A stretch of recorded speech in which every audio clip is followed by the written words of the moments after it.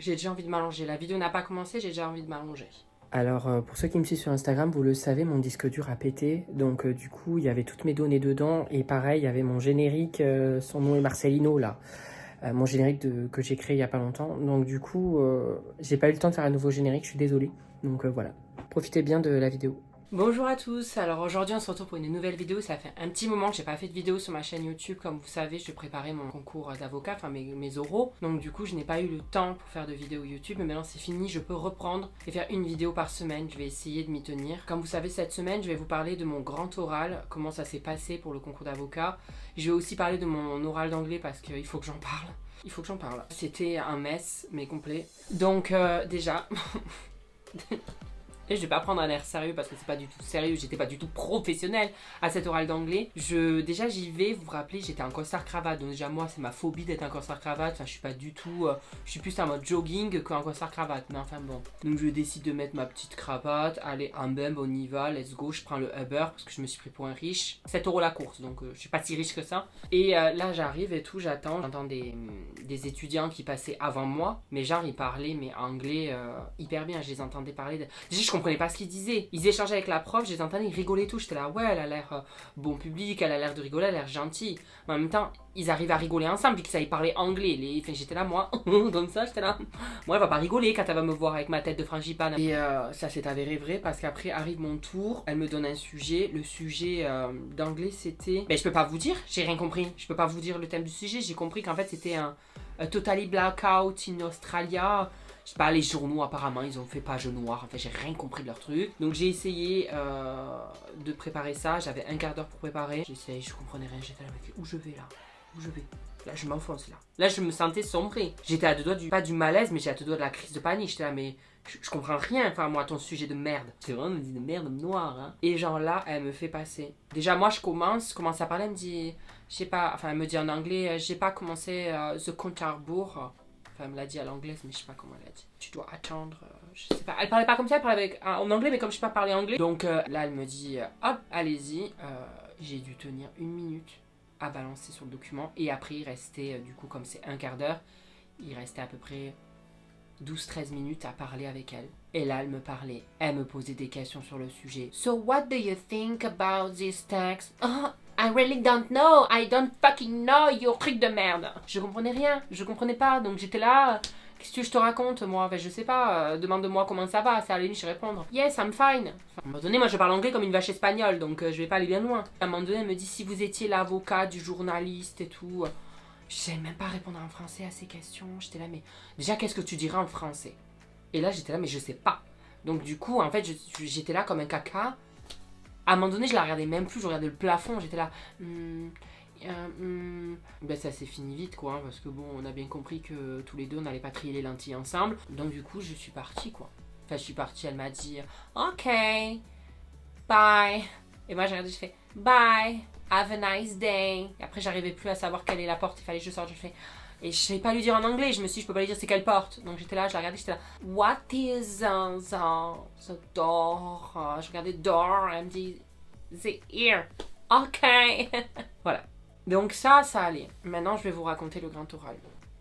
Oh my god. Shame on me. Je pense que j'ai fait un mental breakdown après. Hein. Alors, je vous explique. Pour faire bref, le grand oral, c'est l'oral. L'oral d'anglais, c'est la gnognotte. C'est genre, c'est quoi F1. Le grand oral, c'est quoi F4. Parce qu'en fait, là, tu te retrouves avec 3 personnes devant toi. Au milieu, la présidente du jury, qui est généralement le professeur. Et à sa gauche et à sa droite, tu as un avocat et un juge. Et genre là, c'est 45 minutes. Avant d'y aller, ça m'a paru long. J'avais l'impression que j'allais décéder, moi, là-dedans. Je me suis dit, je vais rentrer là-dedans, ils vont me prendre des cravaches, ils vont me fouetter comme ça.